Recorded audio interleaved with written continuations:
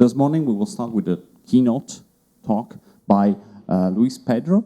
He is a postdoctoral researcher at the EMBL, European Molecular Biology Laboratory. And in his keynote this morning, he's going to talk about looking at the oceans with computer visions in Python. So welcome the speaker. Thank you. Thank you. Thank you everybody for showing up. Thank you for the invitation to come to talk to you and to visit this beautiful city. So I want to talk about my work, but actually first I'm gonna give you a little bit of my background. So I was born here. This is Southampton, from where the Titanic shipped. Then I grew up here in Lisbon. I did my PhD in Pittsburgh, and now I live in Luxembourg and I work in Heidelberg. So So this is my geographic background, but perhaps also interesting is my scientific background. So I started out as someone who does computer science, so I was very technical stuff, statistics, machine learning, and then I got a little bit bored of that, and I said, okay, I want to do something more applied. Biology seemed to be one of the most exciting fields around, so let's go do some computational biology. And so what this means is that what I care about is solving problems, learning about biological systems. That's my primary motivation. And then along the way, I need to develop methods, but that's always by necessity. That's never the primary goal. It has never been for me to develop software. It has never been for me to develop new methods. It has always been to solve the problems. And the problems I've been looking at right now is to understand things like this. And I'll show you a couple of other images. So this is a microscopy image. So here, this little line, this scale bar, that's 5 microns. So this thing across is about 50 microns. So that's 50 micrometers. And this is a little plankton. It's a diatom that was captured in the ocean, and quite literally, the expedition went around in a boat. You take water, you pass it through very small filters, and then so you have a series of filters. So you'll have a filter that has a little pore of, say, 50 microns, and then another one that has a little pore of 5. And so everything that passes through the same pore to the first pore and that gets stuck at the second one, we know that will be in this size range. So then these samples are collected on board, they're preserved, and then they're imaged on a microscope on land. They're actually imaged in Heidelberg, which is not at all close to the ocean, but we can do ocean sciences in Heidelberg. And to give you a little bit more background, if you're not used to seeing these images, so this is a false color image, in the sense that I chose to depict this in blue, but that's a false color. Could have done it in a different color. So we just chose here the 3 primary colors and then purple as purple. And so this is a stain that stains the whole outside of the object. The whole outside of the object gets marked in this stain that I'm showing here as purple. This is the DNA. So here we have.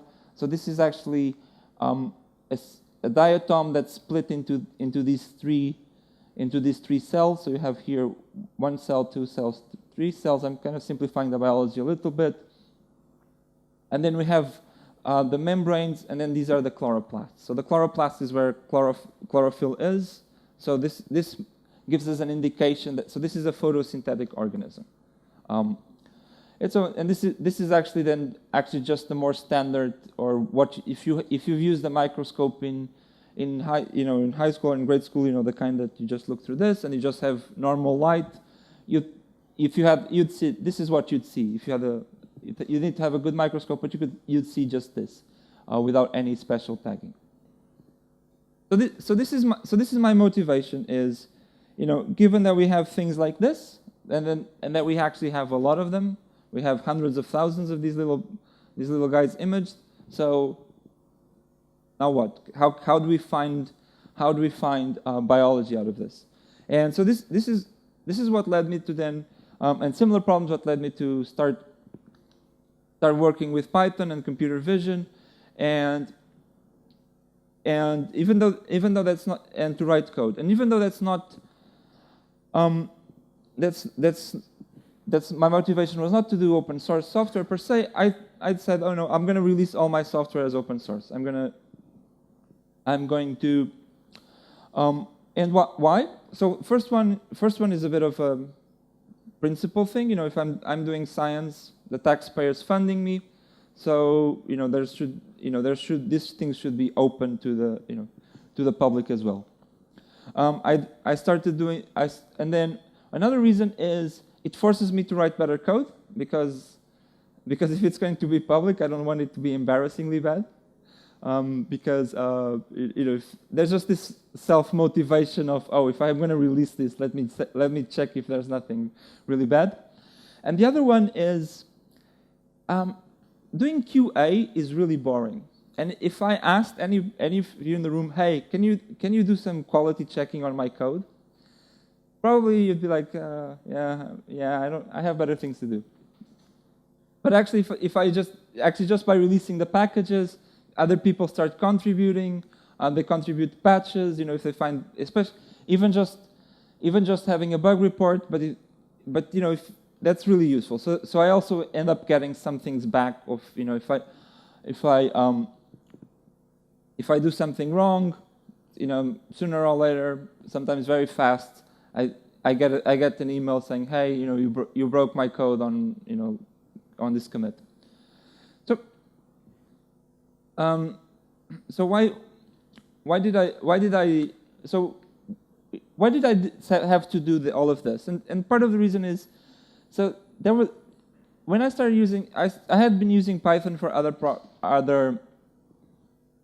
projects, and then I switched this field in 2007, 2008. There was no scikit image. There wasn't that much around in terms of doing computer vision. And so there was this thing called PyMorph, which was Python only, but it didn't really work very well. So I actually started by picking that up, and then ended up having to write my own just to scratch my own itch. So and now in the meanwhile, so it's been now almost 10 years, and Python has really become, you know. At the time I was using Python, almost everybody in the field was using MATLAB. Everybody was in the field was using MATLAB. Some people were using C or C++, but these were the two alternatives. Either you're using some sort of compiled language or you're using MATLAB. And in the meanwhile, there's been my own work. There's been scikit-image. OpenCV is actually really nice to use from Python as well. So there's been really this massive improvement in the ecosystem in Python, and now Python is the default choice. So people still have code bases in MATLAB that they've had for 20 years that they're not going to move because that's really expensive. But if you're starting out a new project, you're probably going to start it out in Python nowadays. I mean, the field has really switched to using Python. And oh. I'm sorry. Let me. And this idea of being task focused. You know, if you guys probably many people in the room have heard of these ideas of agile development, and so being task focused means, you know, this is doing agile development. I'm not developing code because there's some code goals. I'm developing code because I have this problem, and then I have this other problem, so I solve that one. So it's sort of it's naturally agile, and because at any given time I'm writing code that makes my life easier. And then if you've done agile projects, there's a bad agile, which means there's just no design. It's really you just add stuff, and that's sort of and somehow good agile actually means the complete opposite, which is you're constantly redesigning your code because you're constantly improving it. And actually, I work in science, in the science field, and I'm really interested in exploring these links between how the way we do science and the way agile is done in a more commercial development environment. So this is something I haven't really thought through, but if you want to talk to me at coffee break, I'm really interested in this. Okay, and everything. I think I can go quickly through these slides, but everything is because of NumPy. So if you look, back in even before, before NumPy there were other packages. There was something called NumArray. There was something called numeric, and numeric was great, but then it didn't scale to larger data sets. And then so NumArray came along, and NumArray worked much better when the data sets were larger, but wasn't fully compatible with numeric. And it was, and then NumPy was this unification that, if I recall, came around at the beginning of the 2000s. And finally, this was Travis Oliphant who basically merged these two projects, numeric and NumArray. And part of the reason had to do with, so numeric existed already, but then the physicists came along, and they had much bigger data, so they said, oh, we're going to have to do something different, and so the projects had forked. But then there was this unification, and with NumPy, then you had this basis of having NumPy at the center, and then having a bunch of packages that all end up using NumPy because they all use NumPy arrays. And and because they all have the same data structure, this means that all of the packages work together.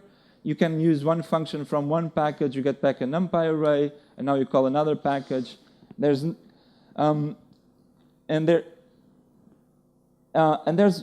the one hand, there's two advantages. So on the one hand, there's a computational advantage, which means you don't need to do any transformations between this representation, that representation, and you don't need to do any conversions, and that's kind of gives you a little speed boost of not having to do this overhead. But I think really the big advantages are what it makes for the humans, for the developers. And one thing is, as I said, NumArray was written by physicists. So I started working on my code Mahotas because I was working with fluorescent microscopy. Pandas was motivated started out in the financial sector. All sorts of people have all sorts of different motivations. You guys probably don't work in any of these things, but you can still benefit from the code. And there's this and when you have these standards, you have, and I've been calling this invisible hand collaboration, which is sort of this pun on this economist's idea of the invisible hand, where we all have selfish motivations, but somehow we end up building something together. And in open source, often I think that happens as well. It's not as purely selfish as trying to make as much money as you can, but there is, I'm working on my thing because I like to work on my thing, you're working on your thing, but we end up all sort of collaborating in a way. And even if nothing of that matters to you, at least you get good software out of it. And what's been happening in the field, and I've been actually showing this plot or a variation of this plot for the last few years. This is the version from yesterday. So this was up to date as of yesterday. So here are a few of the representative packages. And so on the y-axis, you have thousands of lines of code, including documentation. And I know lines of code is a terrible metric. It's horrible. Don't use lines of code to measure anything.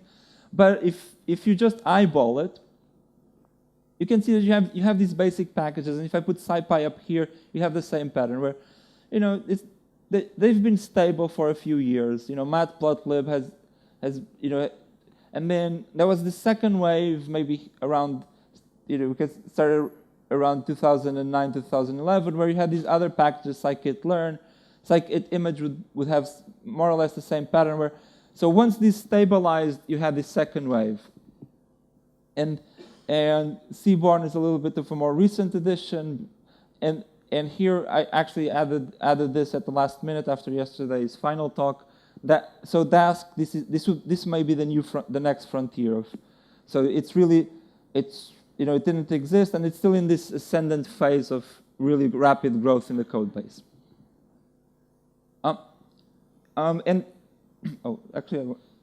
And another point I would like to make is coming back to this idea of everybody using NumPy. It's also nice that if you have a package, you don't really know how it works. You're still trying to learn the documentation, but it uses a NumPy array. You already know how to work with that. You know how to print it. You know how to compute basic things on it. All of that kind of stuff just goes away. Less stuff that you need to keep in your hand. It's also compared to some other types of environments. To a large extent, we don't see in the Python ecosystem and the scientific or the data ecosystem these large object-oriented frameworks. Packages tend to be based on functions. So you call a function, you get a result back. Often even pure functions to the most extent, in the sense that if you call the function with these arguments, you get this result. There's no internal state or configuration. This is not always true, but often, but for the most part it is. Or even if you only have objects, so for example, scikit-learn is based around objects, they tend to be pretty simple. There's a little bit of an internal structure, but generally you as an API user, you don't really care. So things are very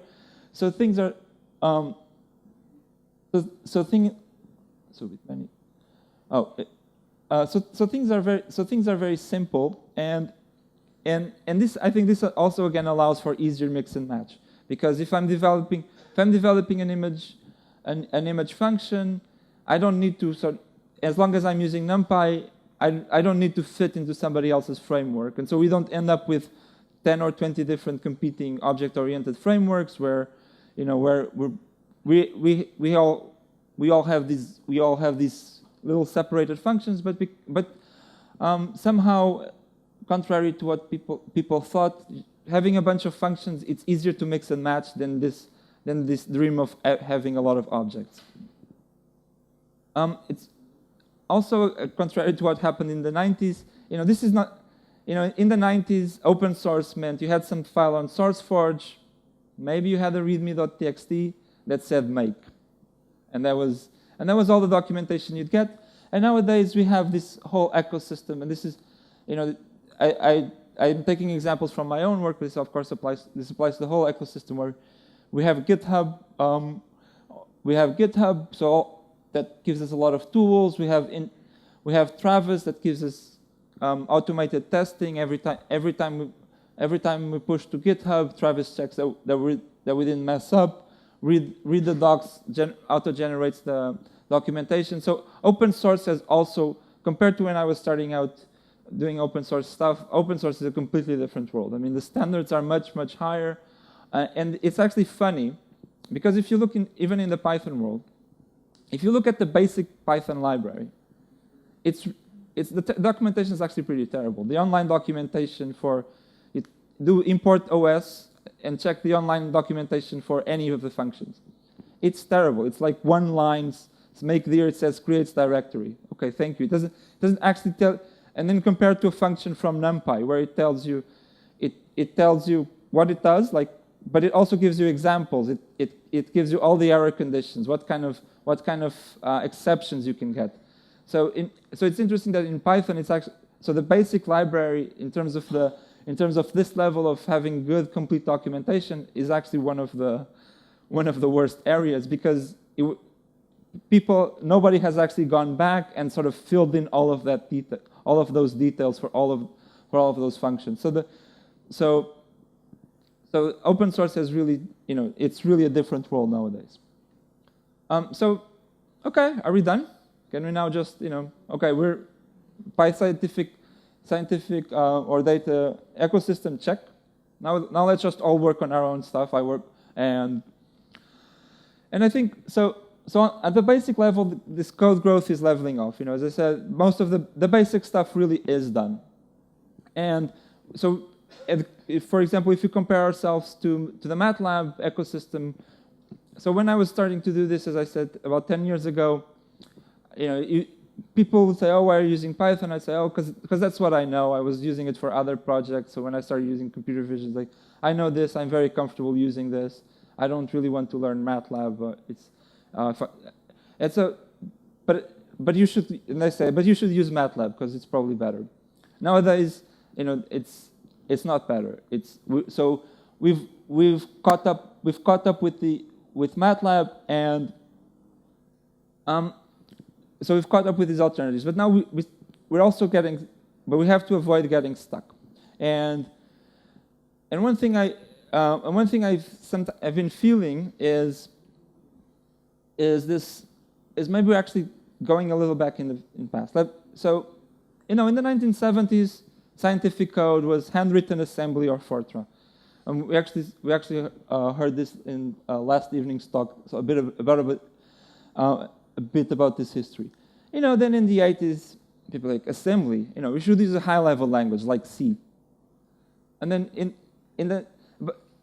by the late 80s, C. We should use a high-level language like C++. Then a bit later, C++. We should use a high-level language like Java. And then, Java. We should use a high-level language like Python. And then, maybe now it's like Python. We should use a high-level language like Haskell. And maybe in a few years like Haskell. We should just use high-level languages that are domain-specific.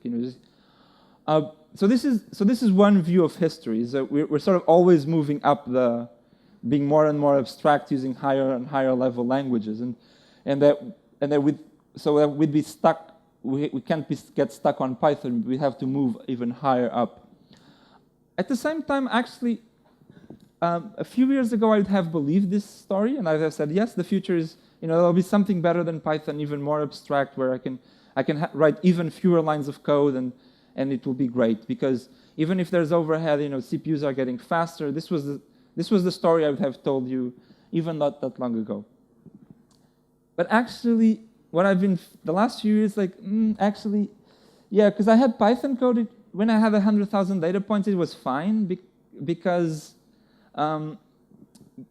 it's slower than C, but who cares? It takes a few extra minutes, but I have to write 10,000 fewer lines of code. I'm winning out here. But now that I have 100 million points, now I need to go back to C, or at least I need to go back to Python, which is already going down the stack of going back to being close to the machine. And so I'm seeing a little bit of, so this is sort of a visual representation of, as we were moving in this abstract sense of, trying to move further and further up the stack of having more and more abstract languages, and here, so this is obviously an abstract idea, but and CPUs were getting faster. So maybe in the 70s it was worth to save a few instructions by handwriting assembly, and then it was worth to write everything in C. But CPUs were getting faster, so we could afford it to save the programmer's time. But on the one hand, the CPU speed curve, especially for the single core, has sort of bottomed out. And at the same time, these data sets have been exploding. So what I'm saying doesn't apply to everybody in the room. There's still a lot of interesting projects that have 1,000 data points or 10,000 data points. But more and more, I think a lot of us are getting to the point where just the data is really big. And I'm starting to get more and more to the point where I need to go back to the raw bits. I need to go back to things like Python or even just writing things in C or C++. I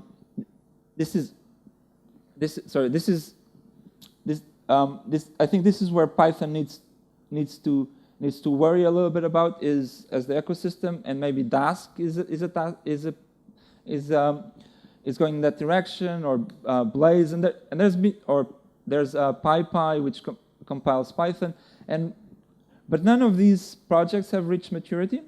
None of these projects are really, I'd say, something that I can confidently recommend to somebody. Oh yeah, just use PyPy. It will solve everything. Or it will be because, and I think we might be back where we were 15 years ago when we had numeric and numarray, and there was, and we had some point something called SciPy Core, and the ecosystem was kind of confusing, and things were almost compatible but not quite, and so we might be getting again to that point of confusion, and hopefully there will be a new unification. But for that to happen, what happened with NumPy was because there was a small number of people, Travis and a few others, who actually put in the work of doing that and solving all of those nitty-gritty. So this is what I see. This is what I see. The state of the field is Python has caught up. We've moved up the stack, but at the same time, because we now more and more need to go to multi-cores, because now the data sets are larger, the performance issues are paradoxically becoming a bigger deal. Okay, so now I want to switch a little bit and talk about this work on the fluorescent microscopy of plankton. And so the first point I'll make is I'm presenting this. So my contribution to this project was the computational analysis, but this is a huge project. There's a lot of people, and in particular, Sebastian. He was the person who was actually doing a lot of the imaging, a lot of the development of how to actually do the imaging. So this was not just me. I worked on after we have the images in digital form. What do you do with them?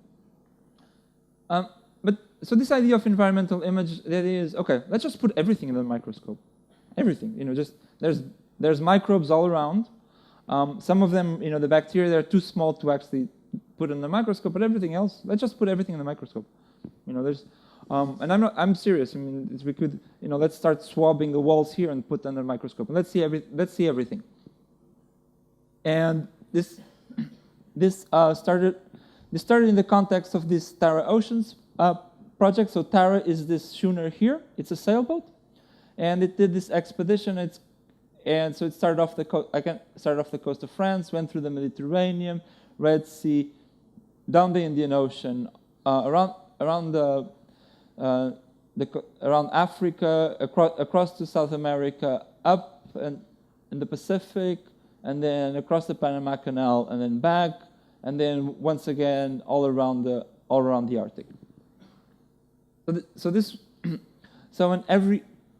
And here you see these. When you see these little black symbols, so these were stations, which means so the boat stopped and collected some samples. As I said, you take water, you filter the water, and there were many sides.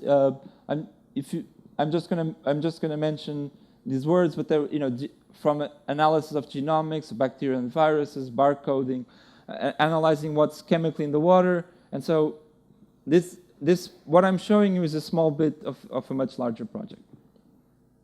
And so we take these bugs, we put them under the microscope, as I said, and then we image everything that's there. So in particular, so the microscopes nowadays are robots.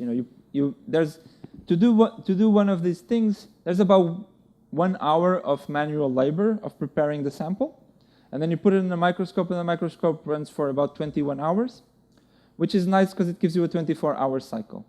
But the microscope runs, it means it takes a picture, it moves a little bit, it takes a picture, moves a little bit, it takes a picture, moves a little bit, takes a picture. And after the end of 24 hours, you have 300 gigabytes of data. And then you do that again. And the pictures, and we take pictures, they're overlapping, and so that we get everything, and then in each of these pictures that's taken, the picture itself then has several different objects, several different organisms, and then each organism looks something like this. This would something like the one I showed you previously. So the images are in 3D.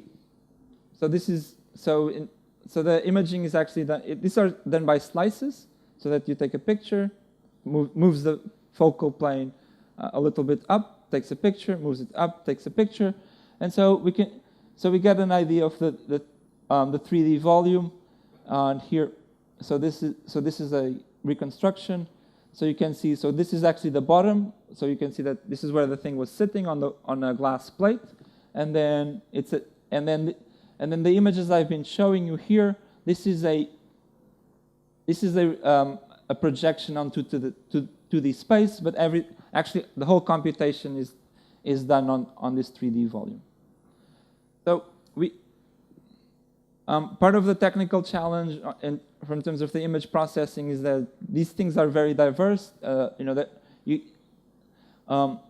really nice looking. This is actually quanoflagellate from the North Pacific. This is an amoebozoa, so it sort of has no fixed shape. It's sort of this blobby little thing. And this is a dinoflagellate. So dinoflagellate. The ones I showed you previously were actually two different types of diatoms. So even if you haven't heard these names before, just get to look at. So the pictures you have a lot of variety of pictures, and we have a lot of them. We have hundreds of thousands of these little guys.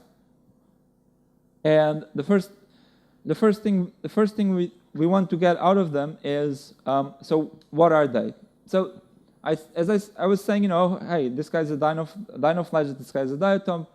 That was basically me or Sebastian or someone looking at it and saying, hey, this looks like this. But we're not. We automated this, and we used we use the machine learning approach, so a classification approach, and following an hierarchical structure. This is a visual representation of the structure. So there's a first level where we just decide whether this object was actually a full cell or some debris, because there's actually a lot of debris. Debris are things from plastic to things like parts of dead plankton. But parts of that plankton is actually nice to know, because some parts of the ocean have a lot more dead plankton than others. And what dead plankton does, so plankton does photosynthesis. It does about half of the photosynthesis in the world in general, which is way more than the forests. So when photosynthesis happens, you take light, you take CO2, and then you build something and oxygen comes out actually as a waste product, and then we breathe it. But from the point of view of the little thing, it's taking carbon and it's taking CO2 out of the atmosphere. And then if it dies and if it sinks to the bottom of the ocean, that means it's taking CO2 out of the atmosphere.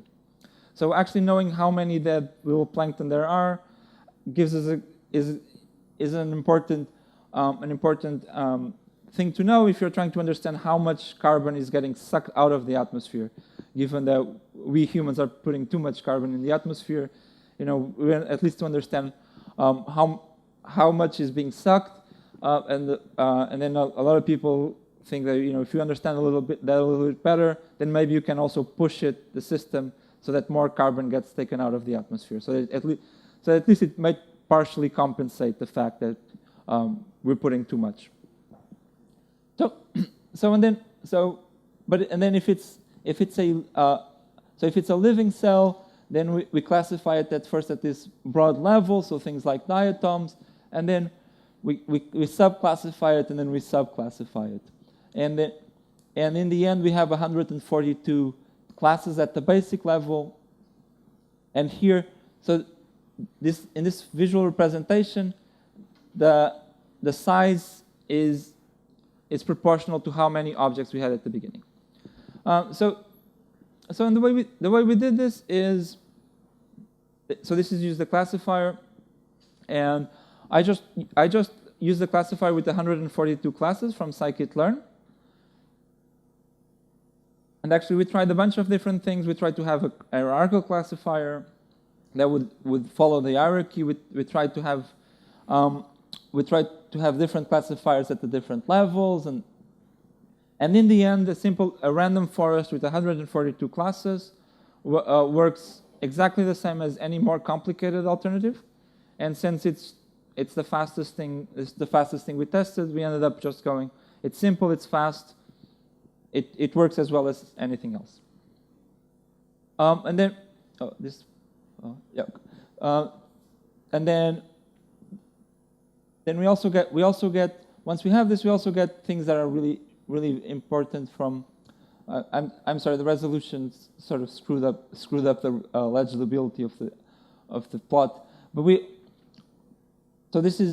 here we could see that from these classes, so we have about 96% accuracy in terms of being able to classify them. So if we only look at the broader level, we can do very, very well, and then we can obtain things that are biologically interesting, such as how are the biovolumes distributed. And so, for example, here we see that the two biggest contributors to the biovolume in the oceans are these two classes, the diatoms and the dinoflagellates. Okay, so if you tuned out of the biology and you only came here for the Python, you can wake up again. Because, okay, so how do I actually do this in Python? So the pipeline is actually quite simple conceptually.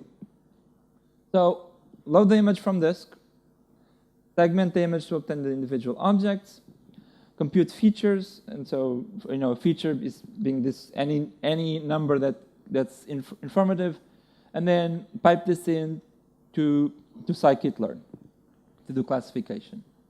So I'm gonna present how to do this with Mahotas, but as I coming back to the beginning, there's a lot of different things. I'm not saying this is the only way to do it. So this would be one example of using Mahotas. We import it, IM read, give it the file name, gives you back a NumPy array. Then we call a Gaussian filter. Here we're calling Gaussian filter. Then here we call we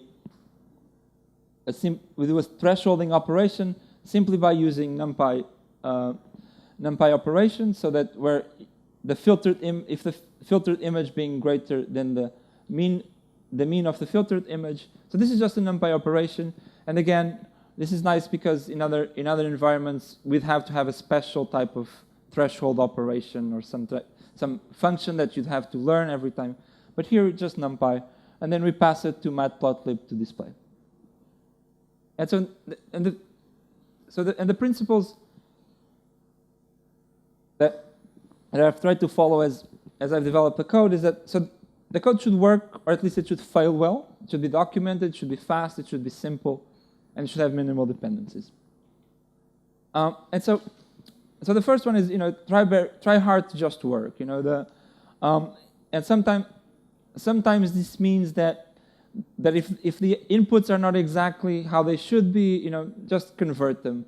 And this means sometimes this will add a little overhead in computation, and so if you want to, so this gives the user, so if you really want to be fast, just give me the exact everything I expect, and then it will be fast. If you give me something else, I'll handle the conversion internally, and you won't see the penalty except in terms of time. But also very important is, okay, your code is going to have bugs, because everybody's code is going to have bugs. And there's too many packages, too many projects that they work really well, but they fail really badly. So when they work, but then if it's not just right, and you get these error messages in some internal module, that and then it takes you a really long time to figure out, and it was because when they work, but if it's not just right, it doesn't work. And so this is actually Samuel Beckett, Nobel laureate in literature, and he wrote, ever tried, ever failed, no matter, try again, fail better. So and he wasn't writing about programming per se, but almost, because you keep failing, you keep writing bugs, and you keep improving, and then ideally you fail and you fail better every time. And so this is part of the reason why. So even though the whole internal code of Mahotas is in C++, so this is actually a function, Mahotas function, and then there's a Python wrapper, and the wrappers are all handwritten. So I didn't. There was no. There was, and the reason they're handwritten is so that the checks and the error messages are also all handwritten. So so you don't get error messages saying some sort of internal error.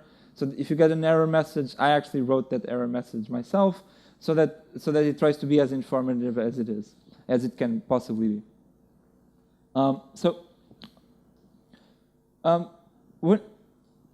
Image loading is basically the idea that, so if you have a file, you want to get it into a NumPy array, so you want to go from something like this to something like this, and it's surprisingly not a solved problem.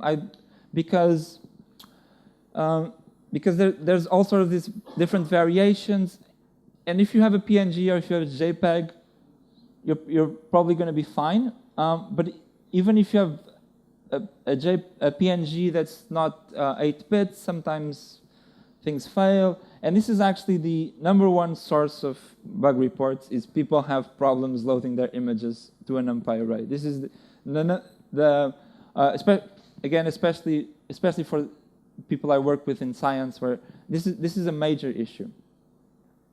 So actually right now what we're doing, and this scikit image does something similar is we just have a bunch of different solutions, because none of them really works. And one of them is I had this other package called Mahotas IAMRead, and it's a separate package, just because I didn't want to bring all of those dependencies into Mahotas, because the dependencies are always troublesome. And I actually have this, and because sometimes it's easy to for me to write code that runs on my laptop, but if I want to make code that runs on your laptop, then that's a much harder problem, because to get the code because here I can put the versions and depends so that it just works. But again, it might work, but then if anything, small thing changes, then it fails badly. And there's this tension between, modularity is good in software development. As I said, it's great if you have different modules, people can work on different things, and I can use different modules from different things. But dependencies are bad.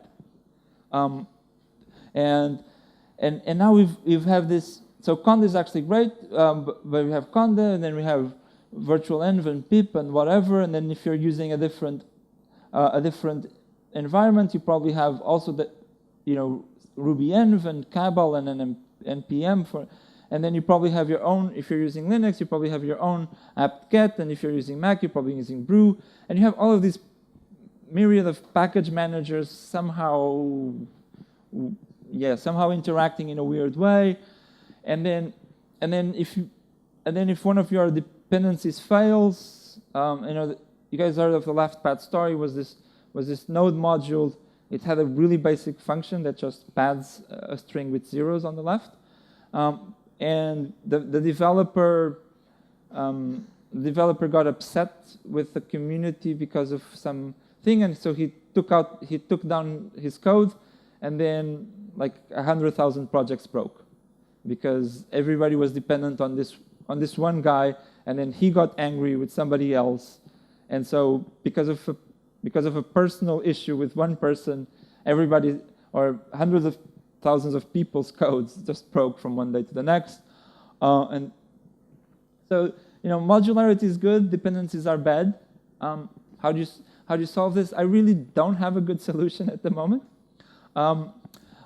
So there's this thing called NICs, which is in principle really perfect, except it's really too raw.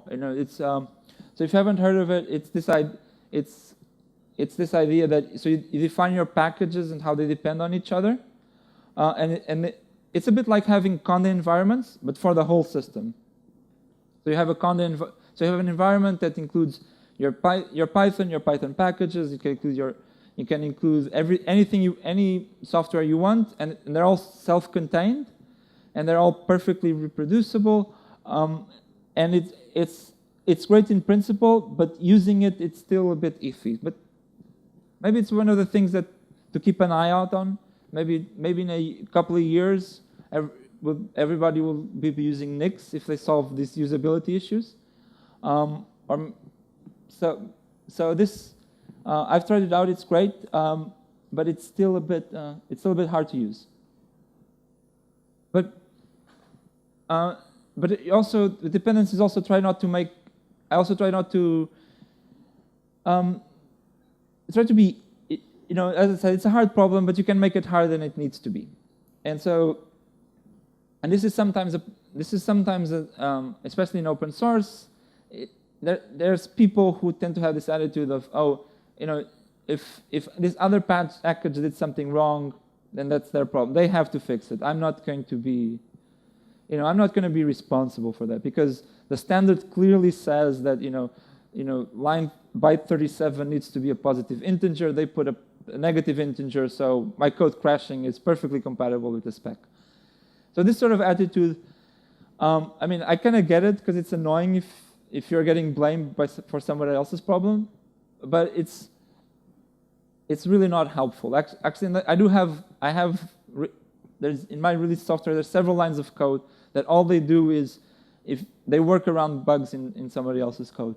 And actually, so Linus Torvalds is one of the in the open source world, Linus Torvalds is one of the people who's been very vocal about this, and that and sometimes in his way that of being vocal, but this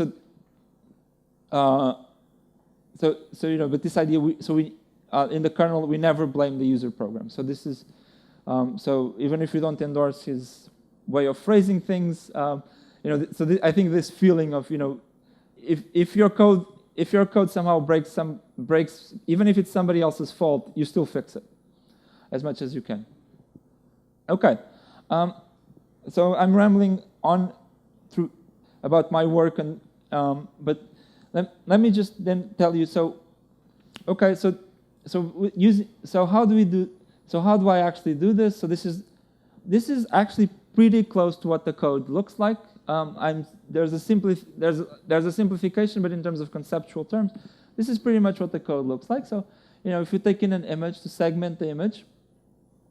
So we do a little bit of filtering, Gaussian filter with, so this is the window size 2. We use the mean as the threshold. The mean works as a good threshold if most of your image is background. It works quite well. Then we label the image. So this means, we assign each region a different ID. And then we filtered so that we only take regions where the minimum size is 100. And then, so we relabel so that regions are now from 1 through n. And this is the segmentation code that I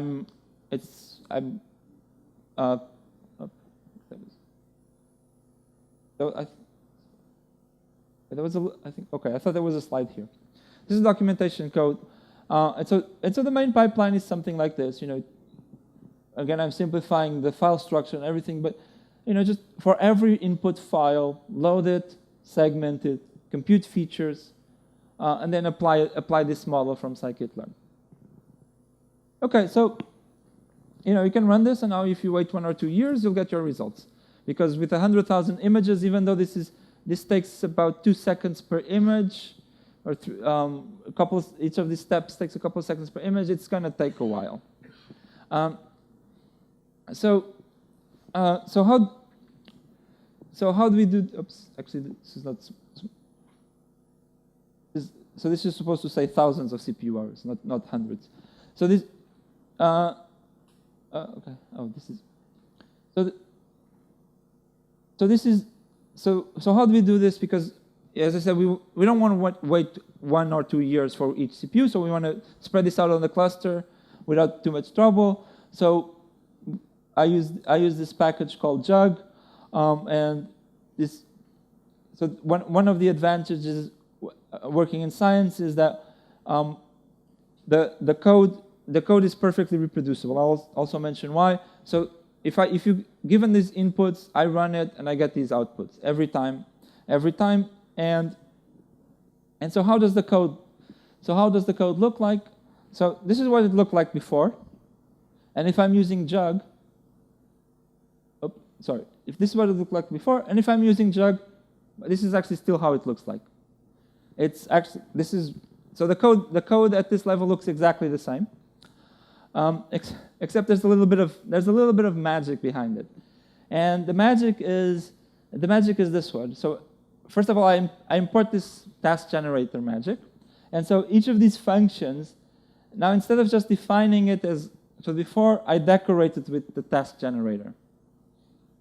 So just add this little decorator there. One. And now go back to the code. And so now this, instead of actually doing what Python code would normally do, which is, so here you're calling these functions, what it does is, because it's been decorated, it's building these task objects. So it builds these task objects. So when the code is run, it doesn't actually do anything. It just builds this computational graph.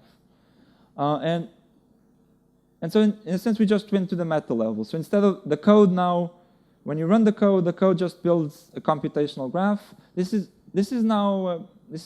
a common technique. If you got, we actually saw this how Dask does something very similar with the same sort of thing. So where if you build a DAG, so if you have this graph of what things depend, it's very easy to parallelize this. And so if you run this, you run on the command line, Jug execute, and it will build a DAG, and then it will start executing the tasks. And if you run 100 of these processes in parallel, or 1,000, even if it's spread on the cluster, they will, each one individually will start looking for tasks to do, and it will execute them.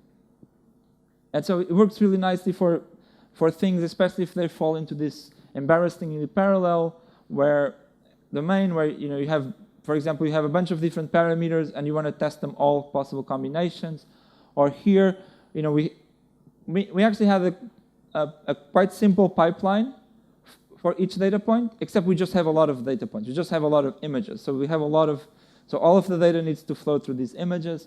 So, sort of this fan in, fan out. So sometimes, these map reduce steps where you have these computation steps where it's massively parallel, and then you have sometimes these joins, and then again a massively parallel step, and then a join, and finally the final output. So I said there's this. What is exactly this task? So a task is basically calling a function with some arguments.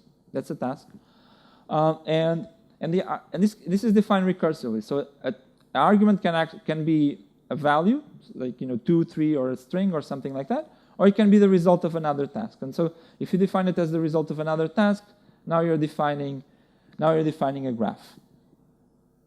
And so a task is identified by a hash string. So you just hash. This is a so it happens to be a secure hash, so that every possible combination of arguments and functions gives you a very defined a very defined computational graph. If you change any of the parameters in your code, now all the hash values are going to change. And so, actually, this question has come up a couple of times. Is the code is not taken into account for the hash, so only the function name. For two reasons. One is that it's really hard to get the code for the function. I mean, it's easy if the function is actually Python itself, but if it's a compiled function, in general, you cannot do it. Or if you have a function that's in Python, but then calls a compiled function, it's hard to do this reliably. Or I think it's impossible to do this 100%. So, and then the other reason is that if you just change the code to refactor it, it's not going to trigger any recomputation. It's just going to, so you have to actually explicitly say, this function has changed. The previous results from this function should no longer be used. And so then, how am I doing on time? Oh, I'm actually really nice. So when you run jug, it does sorry,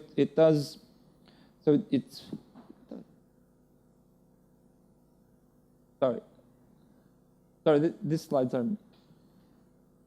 So how well does jug do on these about 50,000 plankton images that that are the input? So we have 50,000 input images, and then we segment them, and then we have hundreds of thousands of segmented images.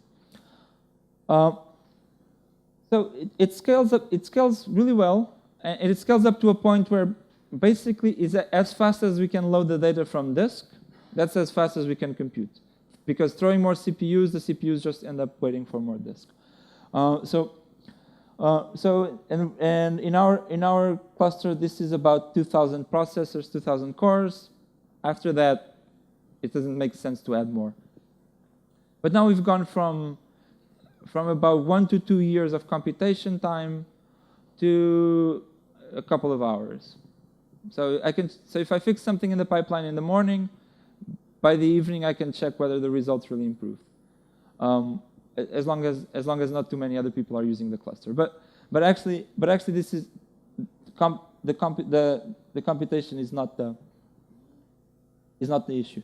So because what's happening underneath is that jug is repeatedly doing this loop where it looks for a task. So it asks if the backend has the results for this task, then we're done. I don't need to do anything. Otherwise, if the backend has all of the dependencies, then I'll try to lock the task, execute the task, and then write back the results. And so here, the backend, there's actually two you can use. You can use a Redis database, but you can also just use the file system. And so as long as all of the processes are working with the same file system, they don't communicate directly. They just communicate with the file system, and you can see that even if as they're running this, they're sort of locking tasks for themselves, executing them, and then looking for the next task. So this is how parallelism is achieved: is that all of these checks are independent, and so it's also if one of them crashes, there's the locking issue. If the node really crashes, then sometimes the lock doesn't get released. But if it's a safer crash, then the lock gets released, and then a new process can just recover from it. Because by the time you have thousands of cores, something's going to crash. I mean, it's just the probabilities work against you. And so and one of the things that jug ensures is that this code is a pseudocode, because all of this so all of these locks they're done using all of the writing is done using atomic writes. So, and this is actually what I wanted to. how often do you actually write files atomically? You know what this means? So you write the file so that either the file is there with all of the output, or it's not there. So that you never have a file that has half of your output. You never have a file that's sort of the corrupted output. Or even worse, your output, you only have the first 200 lines instead of the 1,000 lines that you should have. And then you start working with this corrupted stuff down your pipeline, and now your results are wrong, but you don't know because there was an error. So there's a solution for this. You should just write your files atomically. You write them so that if the file is there, then it's complete and the process finished. And if it's not there, then you know it's not there. And but the problem is it's kind of, this is what you should do. It's how you do it if you're doing a Unix style system, including Mac. You don't write to the file, you write to a temporary file in the same directory. Then you close it. Then you call this fsync function on the file and the containing directory, and then you move the file to the final destination. And actually, this should have been something that should have been standard library for all so-called high-level languages, because this should be something that's super standard. We should all be writing files by default in this way. If we're writing an output file, this should be the default, and languages should make it easy to do this instead of working with raw file system.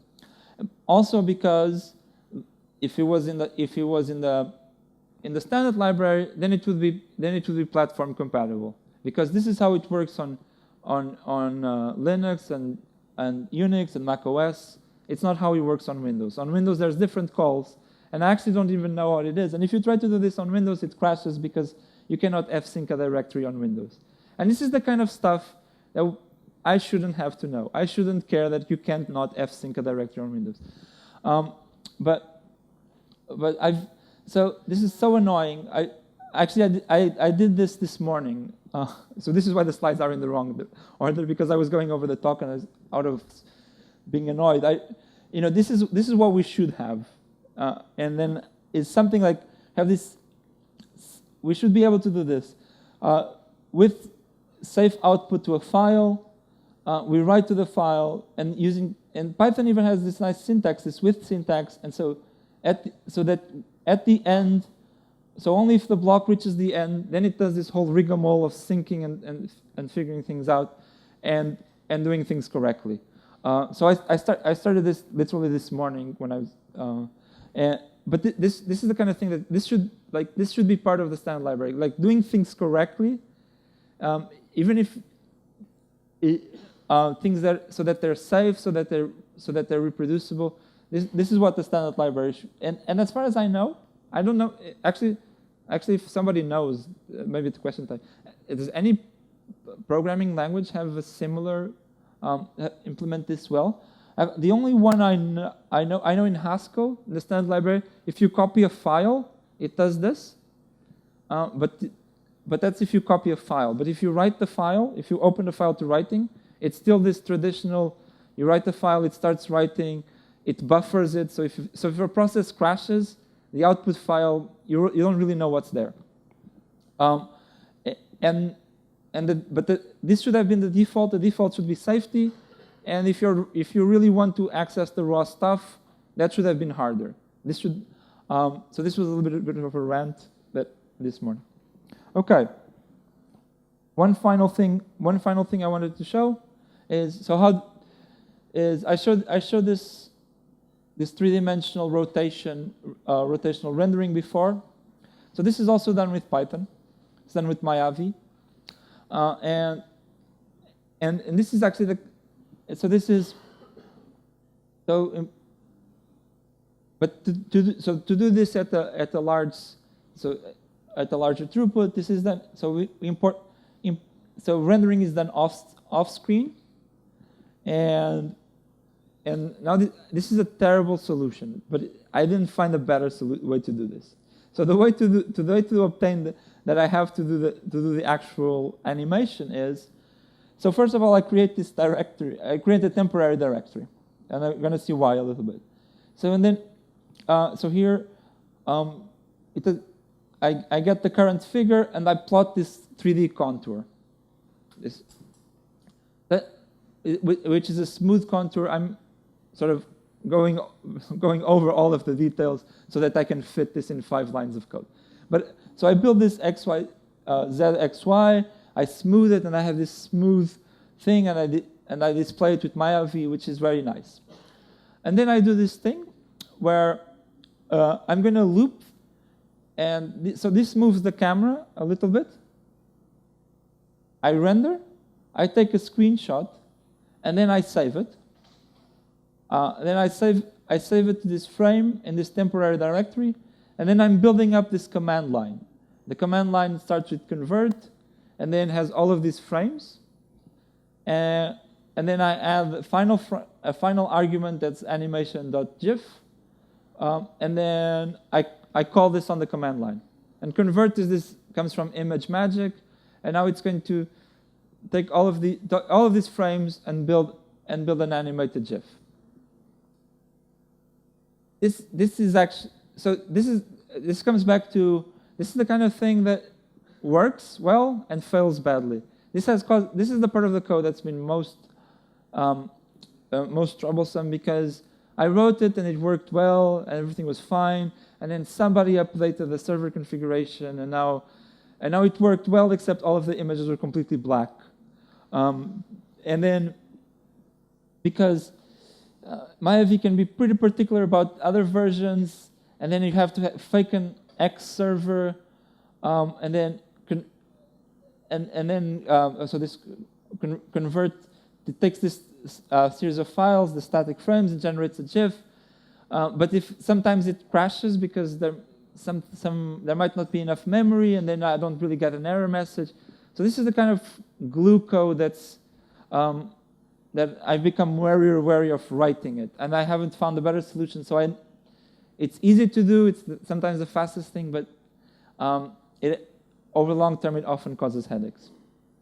So the summary, so Python. So the NumPy ecosystem, 10 years ago, way behind anything else, way behind the commercial competition from MATLAB, behind R and statistics, behind everybody. But now it's caught up, it's powerful. And the fact that we have NumPy means that all of these sort of disparate projects that everybody is doing their own thing, we end up converging and building on each other. Dependencies are a pain. Modularity is good, dependencies are bad, even though they're sort of words for the same thing often. And finally, if you're doing computer vision, there's now a lot of packages in NumPy that are at least, if not better, than MATLAB. So and finally, I want to thank everybody for their attention.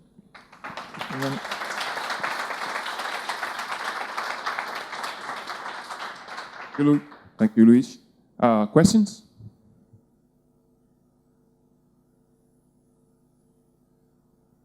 Thank you for your talk. I have a question about the classifier. Yes. So you said that you have 140 classes, Yes. more or less. So yeah, I wonder what are the challenges with this high number of classes. For example, if there is like a high class imbalance, and how do you handle these challenges, or other best practice that you want to recommend?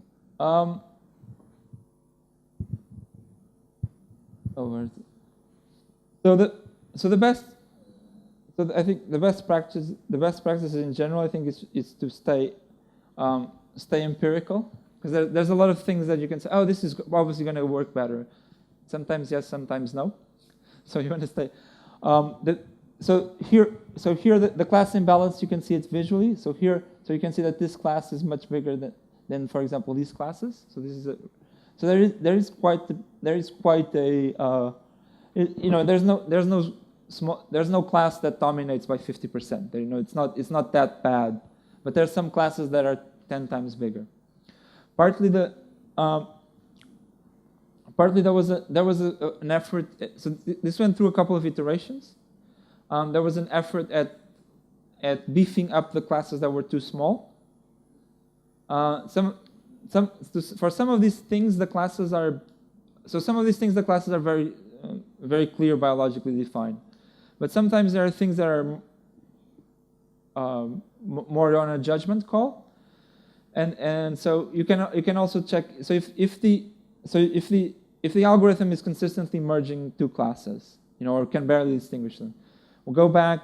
Now there's two solutions. Either really the algorithm is making a mistake, and this should really be two separate classes.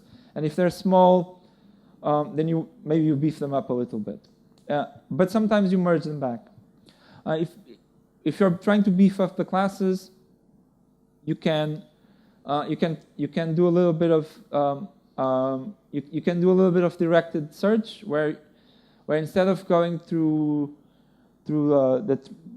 all of the hundreds of thousands of images looking for this class that only shows up in 0.1%, you use your bad classifier, but that already ranks things that are likely to be in that class. So then that narrows down the amount of things you have to visually classify from looking at 1,000 different objects to get one, to maybe looking at 3 or 4 to get one of this rare class that you're trying to pick out of the data. And then as I said, the final structure of the classifier is the simplest thing there is, not because we couldn't think of anything better, but because we tried a bunch of better things that would be better, and they weren't empirically. In the end, a lot of times your intuition ends up failing, so you have to stay empirical. Yeah. Other questions? We have time, so don't be shy. So, yeah, I think I share more or less all your views in terms of open source and stuff and everything. Dependency managers. So we used to have easy install and then pip, virtualenv, and then Conda promised to solve a lot of these problems. And you mentioned Nix. Yep. So instead of having more dependency managers, why don't we solve the problem once and for all? Why can't we agree as a community, if Conda is a good idea and is supposed to solve the problem not only in Python but across languages. So where are we? Okay, I think Conda has been a major step forward. So Conda is really much better than anything that came before it. But I don't know. I still had the other day I upgraded one package and then Jupyter broke, and then I had to downgrade the. So there's kind of things. It's not. I don't think it's still yet the final solution. Like these things that you upgrade package A, and then your code on B now fails, and now you're having to hunt down for exactly what broke. So the promise of Nix is that this doesn't happen, because you have a set of packages that's always consistent. So, and if you try to upgrade one, it's going to fail, and it's going to say this is now it's failed, and so this is the promise, and then it's functional. So even though so that failed, and then you go back and you're at where you were before. I think Conda is a big step forward, but I don't think it's the final solution. I'm still not willing to say this check solved. Like these things of upgrading A and B, now B is messed up. This is still happening to me with Conda, unfortunately. But yes, for everything else we should use Conda. But then the Node people, they're using npm. And I haven't given up on using my package manager from my from my operating system or brew or whatever. So we still have, yeah. But for Python use Conda, yes.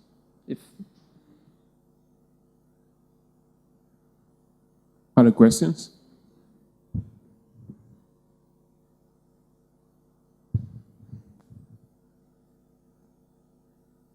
Thank you very much for your talk. I was a bit impressed when you said that your package is basically full of functions instead, following the object-oriented programming. My question is, I was wondering how much these would affect the usability of your.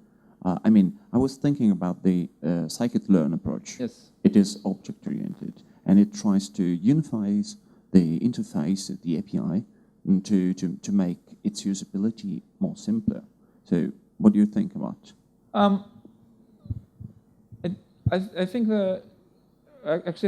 yes. I think scikit-learn has objects. So in other languages, you need objects more than you need them in Python, because you need to have objects to do things that are that in Python you can just do. Calling functions with. So you can do a lot. You can achieve a lot of the same objectives just by being consistent in things like what your argument names, those kind of things. And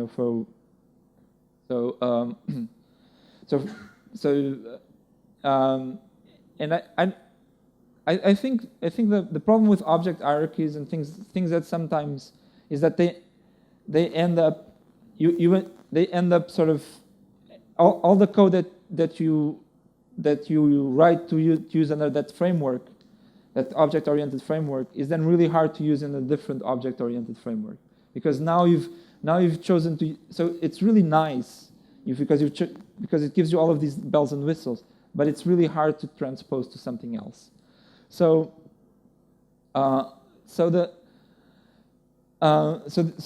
often in those environments you end up with you have these competing frameworks, and it's hard. And you have a functionality in framework A, and now you want to use it in framework B.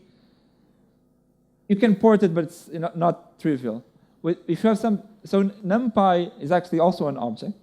The ND array is an object, and Pandas builds on that object, but it's still simple enough that a lot of different uses can be made, and so I can get an output from scikit image, then pass it to my hotest function, get the NumPy array of features, and pass it to a scikit-learn. Even the scikit-learn, they do use objects, but the objects are also, the interfaces are quite simple, and they're quite flexible. And again, this flexibility comes from the duck typing. So if often it does a lot of these internal conversions automatically. You call these functions np as array, and if you give it a list, so a lot of these things that you needed to do with objects in a language like Java, where you'd have to have an interface of array-like, and then if I define something, I have to implement array-like, or in C++ I have to extend array-like, or sort of these like 1990s things. We just use duck typing, so things just so I think this object-oriented stuff. I think the promise didn't come out. And some people call these object-based, as opposed, you have objects and they group functions, but you don't have these big hierarchies. You just have these smaller. So it still makes sense to have objects, but the big frameworks maybe not. I must say that actually this reminds me the first time I had to work with scikit, and coming from NumPy and SciPy, which are basically functions, it's a collection of functions, and using that object-oriented interface was a bit weird for me. In fact, so I perfectly agree with your view. Yes, and I think they also made a mistake in their because I think it's weird that you have this. You have the same object to train a model and then to apply the model. I think that was an API mistake. I think they should have had. And it's an understandable one, but in retrospect, they should have had. You have a thing that learns a model, and then you have a model that can be applied. And there's a lot of API quirks because they were a bit too much object oriented. Absolutely agree. Absolutely agree. In fact, now I'm quite used to it, but I had the same feelings of you. Yep. Sharing, by the way. Other questions? not so Python oriented, but have you tried the NixOS distribution? This is running Nix. Yes. Yeah, this is. Yeah, I mean, and I, yeah, it took me a while. I've gotten used to it, but it's the kind of thing that I'll do. I did because I installed it during the Christmas break because I was at home. It's like, okay, I'll play around with something, but I don't know if I'm ready to recommend it for everybody. The memory footprint, I read it. Well, I don't know. Well, so the thing is, so literally every little thing is its own environment. And so if you're talking memory like RAM, then yes. So if you're not careful, because everything is its own environment, you can end up with multiple copies, which actually can happen with Conda as well, right? But you can end up with 50 different copies of Python because every. So it's smart about. So if you have two environments that have the exact same Python version, then it links the files, right? And that's the thing it does. So if you say I want this environment that has Python, that has this, and then has this package, and has Git, and has this, and has this, and has this, and I can specify versions, or I can just say use the most up-to-date version, and then I do create this environment, and it goes and it checks, have I ever downloaded this package before? If yes, it just puts it in the environment. If no, a little bit like Conda. The big difference there's two big differences. One is from the user's point of view. I write this thing in a file. So at the beginning, there's a little bit more overhead. But it also means that now there's a record. And so that file tells me exactly what that environment has. So there's no history of this environment depends on everything that I typed in the past. So if I install the version, no, because everything is written down in a file.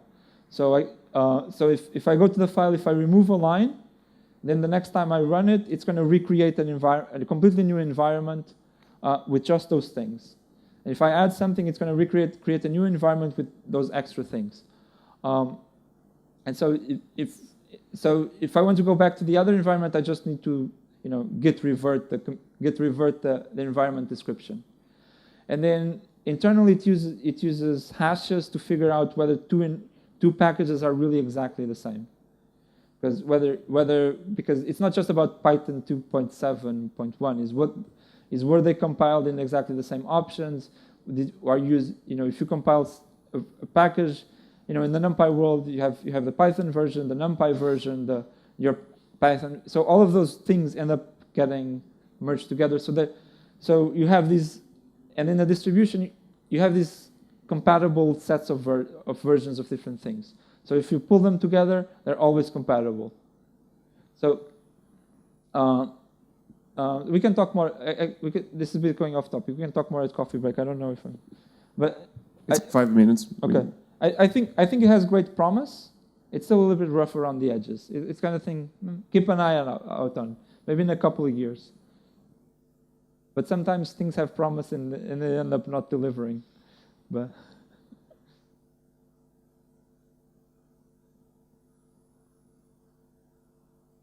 Thank you for the very interesting talk. You described how the microscope was taking images that are slightly overlapping and close together. And in your code, how do you handle these very big images? Are there like different files, but you only try to segment image in the core, in the middle of the image, or you do some registration to have only one single area? Yeah. Okay. So the microscope, and this is a commercial microscope. So the way it saves its data,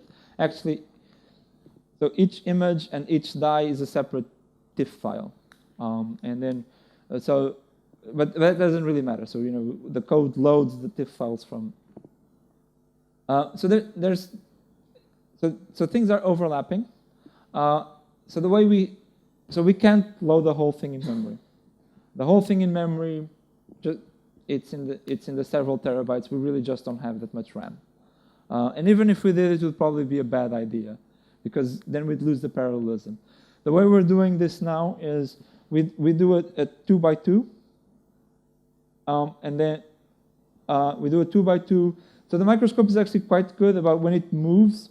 So when it moves, you tell it move X, right? And it moves X. The microscope is actually quite good about moving X. It's not exactly X because physical motors are not perfect. So it's X, but it's X plus or minus a little bit. So we do some registration. We initialize the registration, assuming that the microscope is perfect, and then it normally just needs to find a local adjustment. So from the point of view of the image processing, the registration is actually quite easy because we have a very good starting point. And then you do a 2 by 2, and then geometrically you can. Is there a thing? Okay. So.